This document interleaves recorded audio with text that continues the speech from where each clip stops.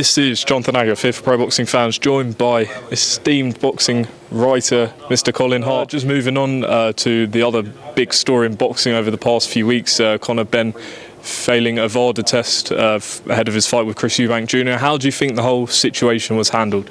It was gruesome, to be honest. And when that fight was talked about back in July, in my column in The Sun, I said he should never be allowed to happen.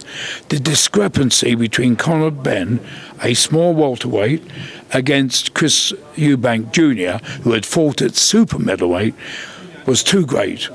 And no one would have could convince me that if the fight had taken place, when they got in the ring, young Eubank would have been more than a stone heavier than Benn, a dangerous situation.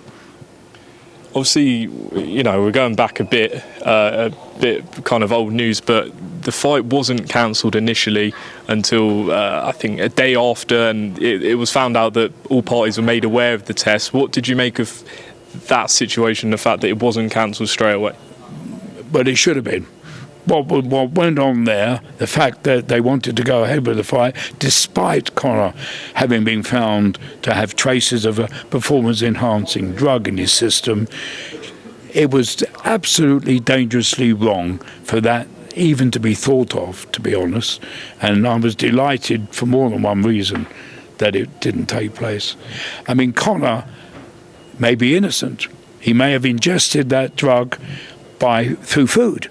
It's been known, apparently, that it can be found in eggs.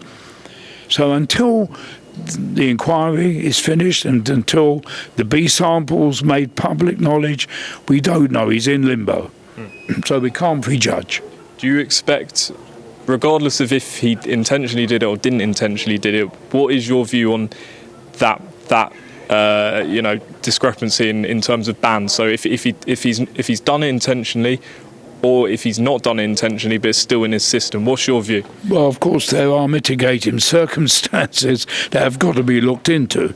But my opinion, and there's a lot of former world champions I agree with, including people like Barry McGuigan, I believe fervently that any fighter, whether he's a superstar like Canelo in America or a novice, a 4-round novice, if they're found to have performance-enhancing drugs in their system, they should be banned for life.